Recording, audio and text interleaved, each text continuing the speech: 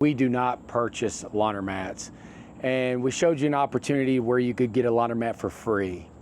With that being said, there are a few things that you need to look for before getting a laundromat. Number one is lease. The reason why I never talk to the laundromat owners, I will talk to them at the beginning.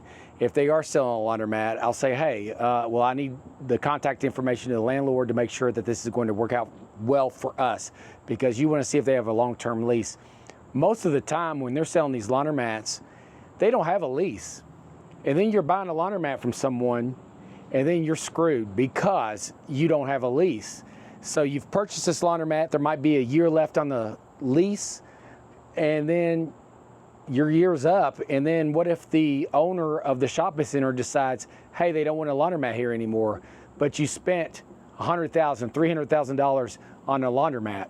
Well, now you're out of luck because you didn't negotiate a lease up front. You have to negotiate that lease first. So a long-term lease is very important. If you have a good LOI, a letter of intent, before the lease, of course, when you're asking your letter of intent, you ask for the world.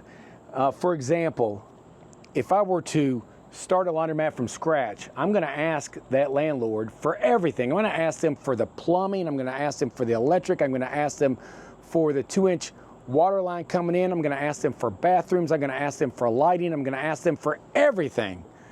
You never know what they'll say, because for one thing, you are going to be signing a 15 to 20 year lease, and so you're adding value to their property over 20 years, and that's what they like to see. You're not signing just a 3-year lease, and I don't know if any equipment manufacturer is going to give you a loan for equipment if you don't have at least a 10-year lease or a 7-year lease, because it's going to take you 7 to 8 years to pay off the equipment, unless you write a check. I don't know, but most people don't have that kind of money. In this situation that we're showing you, you don't have to have much money at all to get in.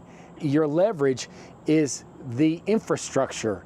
When you go to a lender and say, hey, I have this laundromat, we have the infrastructure, what's the infrastructure worth? It's worth $250,000? I don't know.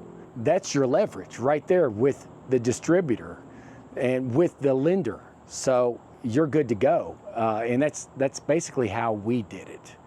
And so I'll just let you in on that secret. So it's not that difficult, but I keep on hearing everybody talk about purchase a laundromat, purchase a laundromat, purchase a laundromat. You know, all we do is prospect for laundromats. We don't think about purchasing. We think about opportunity to take over a laundromat.